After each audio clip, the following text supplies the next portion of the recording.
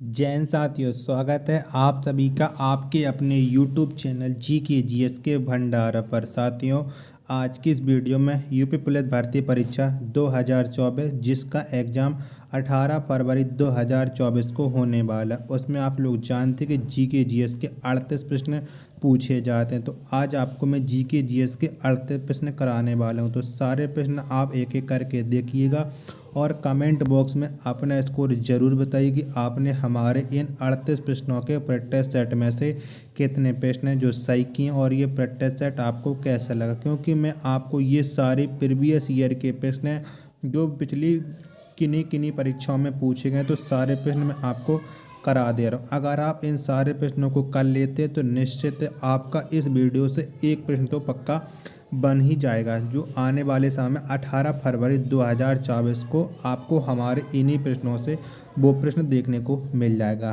तो practice set पसंद आए तो वीडियो को लाइक कर देना। चैनल को आपने अभी तक सब्सक्राइब नहीं किया होगा तो चैनल को आप ज़रूर सब्सक्राइब कर लीजिएगा। तो चलिए शुरू करते हैं। तो पहला प्रश्न आपके सामने कि मानव शरीर को रोगों से सुरक्षा कौन दिलाता है? तो कौन दिलाता है?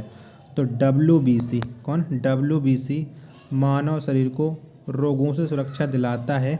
एक का आंसर ऑप्शन संख्या सी हो जाएगा। प्रश्न संख्या 2 है आपके सामने, मानव शरीर में सबसे लंबी कोशिका कौन है? तो कौन सी है मानव शरीर में सबसे लंबी कोशिका? तो तंत्रिका कोशिका है मानव शरीर में सबसे लंबी। 2 का आंसर ऑप्शन संख्या सी हो जाएगा। प्रश्न संख्या 3 है आपके सामने कि प्रकाश को सबसे पहले किसने मापा था? तो किसने मापा था? तो प्रकाश को सबसे पहले मापा था रोमर ने। किसने? रोमर ने। 3 का आंसर ऑप्शन संख्या ए हो जाएगा। प्रश्न संख्या 4 है आपके सामने कि बिरजू महाराज का संबंध किस नृत्य शैली से है? तो कौन सी नृत्य शैली से है बिरजू महाराज का संबंध? तो इनका संबंध है कथक से। किससे है? कथक से है। 4 का आंसर ऑप्शन संख्या ए हो जाएगा। प्रश्न संख्या 5 है आपके सामने कि भाखड़ा नांगल बांध किस नदी पर स्थित है? तो कौन सी नदी पर है भाखड़ा नांगल बांध? तो ये है सतलज नदी पर भाखड़ा नांगल बांध। 5 का आंसर ऑप्शन संख्या डी हो जाएगा। प्रश्न संख्या 6 है आपके सामने कि विश्व का सबसे बड़ा मरुस्थल कौन है? तो कौन सा है? तो विश्व का सबसे बड़ा मरुस्थल है सहारा मरुस्थल। कौन सा है? सहारा है। 6 का आंसर ऑप्शन संख्या सी हो जाएगा। प्रश्न संख्या 7 है आपके सामने कि राम राग मियाँ की मल्हार के प्रतिपादक कौन थे? तो कौन थे? तो राग मियाँ की मल्हार इसके प्रतिपादक थे तानसेन। तो 7 का आंसर ऑप्शन संख्या बी हो जाएगा। प्रश्न संख्या 8 है आपके सामने कि ध्वनि की तीव्रता का इकाई क्या है? तो कौन सी है ध्वनि की तीव्रता की इकाई? ये आपको बताना है। तो ध्वनि की तीव्रता की इकाई है डेसिबल। कौन सी है? डेसिबल है। तो 8 का राइट आंसर हो जाएगा ऑप्शन संख्या बी। अगला प्रश्न संख्या 9 है आपके सामने कि किस अम्ल के कारण दूध खट्टा हो जाता है? तो कौन से अम्ल के कारण दूध खट्टा हो जाता है? तो लैक्टिक अम्ल के कारण दूध खट्टा हो जाता है। 9 का आंसर ऑप्शन संख्या सी हो जाएगा। प्रश्न संख्या 10 है आपके सामने कि कांच का गहरा नीला रंग किसके कारण से होता है? तो किसके कारण होता है? तो कांच का गहरा नीला रंग ये होता है कोबाल्ट ऑक्साइड के कारण। किसके? Cobalt oxide. 10 का आंसर ऑप्शन संख्या ए हो जाएगा। प्रश्न संख्या 11 है आपके सामने कि पॉलीथीन का निर्माण किससे होता है? तो किससे होता है? तो पॉलीथीन का निर्माण होता है एथिलीन के बहुलकीकरण से। किसके? एथिलीन के बहुलकीकरण से। 11 का आंसर ऑप्शन संख्या ए हो जाएगा। प्रश्न संख्या 12 है आपके सामने कि डेंगू ज्वार किससे होता है? तो किससे होता है? तो जो डेंगू ज्वार है ये विषाणु से होता है। 12 का आंसर ऑप्शन नंबर डी हो जाएगा। प्रश्न संख्या 13 है आपके सामने कि हार्मोन्स किस में नहीं पाए जाते हैं। तो किस में नहीं पाए जाते हैं हार्मोन्स, ये आपको बताना है। चारों ऑप्शन आपकी स्क्रीन पर बताइएगा। तो जीवाणु में हार्मोन्स नहीं पाए जाते हैं। 13 का आंसर ऑप्शन संख्या ए हो जाएगा।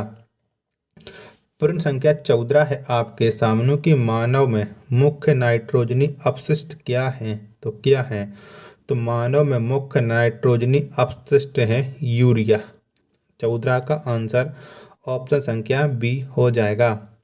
प्रश्न 15 है आपके सामने कि भारत में सर्वप्रथम निर्मित सिनेगॉग किस राज्य में है। तो कौन से राज्य में है ये आपको बताना है। बताइएगा सिनेगॉग किस राज्य में है। तो ये है केरल राज्य में। 15 का आंसर ऑप्शन संख्या सी। फिर संख्या 16 है आपके सामने कि प्रथम गुप्त शासक कौन है। तो कौन है, तो प्रथम गुप्त शासक ये हैं श्रीगुप्त। 16 का आंसर ऑप्शन संख्या सी हो जाएगा। प्रश्न संख्या 17 आपके सामने को लोहे का शुद्धतम रूप कौन है। तो कौन सा है, तो लोहे का शुद्धतम रूप है पिटवा लोहा। 17 का आंसर ऑप्शन संख्या सी हो जाएगा। प्रश्न संख्या 18 है आपके सामने कि एलिसा परीक्षण किसके रोग के लिए किया जाता है।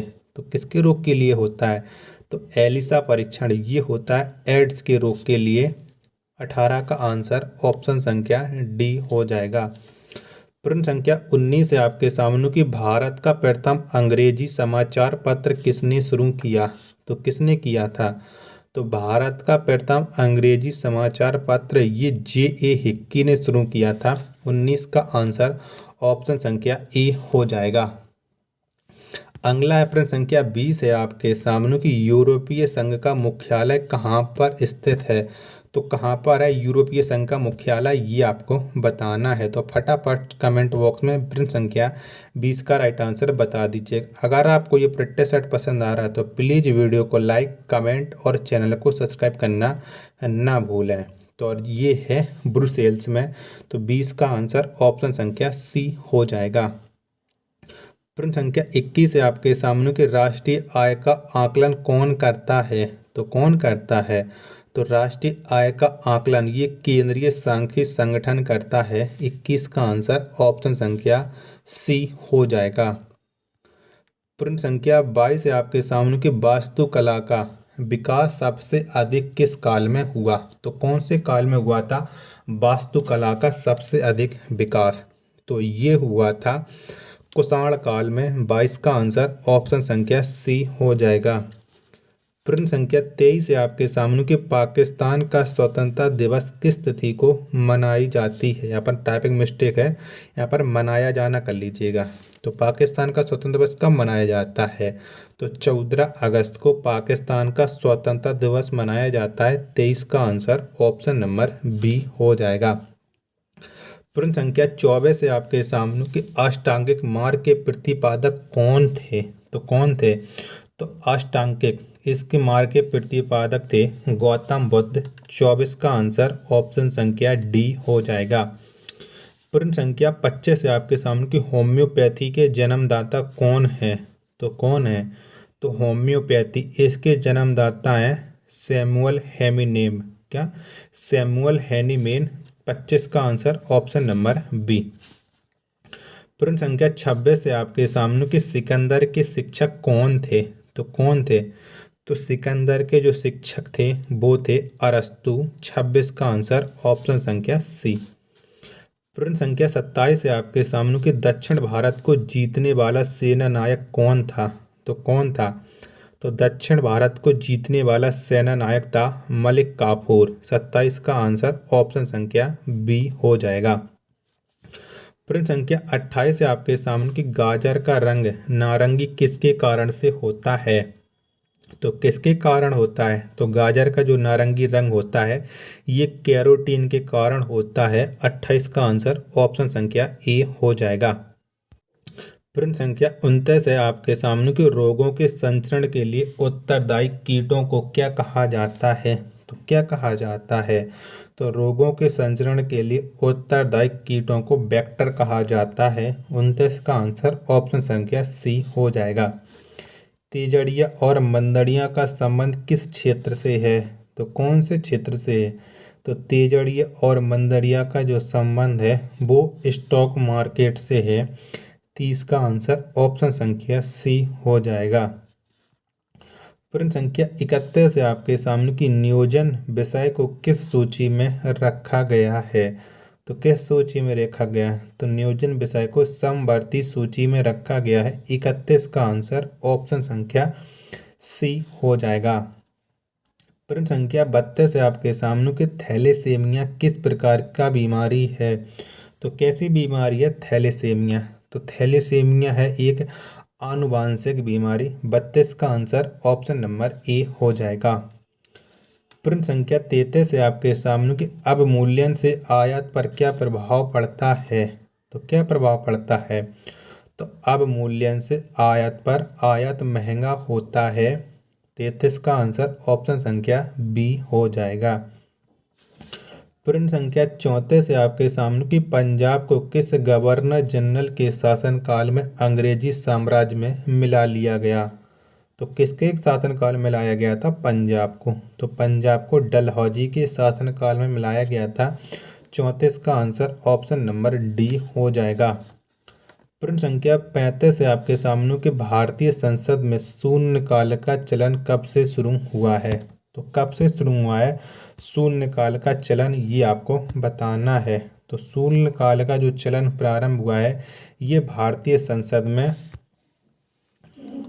1962 से। 35 का आंसर ऑप्शन संख्या सी हो जाएगा। प्रश्न संख्या 36 है आपके सामने कि तुच्छकाली कक्षा की ऊंचाई कितने किलोमीटर होती है? तो कितने किलोमीटर होती है? तो इसकी जो ऊंचाई होती है वो 36,000 किलोमीटर होती है। 36 का राइट आंसर हो जाएगा ऑप्शन नंबर डी। प्रश्न संख्या 27 है आपके सामने कि प्रति व्यक्ति आय की प्राप्ति किस प्रकार से की जाती है? तो किस प्रकार से की जाती है? तो प्रति व्यक्ति जो आय है ये की जाती है राष्ट्रीय आय को जनसंख्या से विभाजित करके। 37 का आंसर ऑप्शन नंबर ए। प्रश्न संख्या 38 और लास्ट प्रश्न है आज के स्प्लिटर सेट का कि अभिनव तारा किस प्रकार का तारा है? तो किस प्रकार का तारा है अभिनव तारा? तो अभिनव तारा ये एक है मरणासन तारा। कैसा? ये मरणासन तारा है। तो 38 का आंसर हो जाएगा ऑप्शन नंबर बी। तो साथियों अगर आपको ये स्प्लिटर सेट पसंद आया हो तो प्लीज़ वीडियो को लाइक कमेंट और चैनल को सब्सक्राइब करना ना भूलें। मिलते हैं अपन नेक्स्ट वीडियो में, तब तक के लिए धन्यवाद। जय हिंद।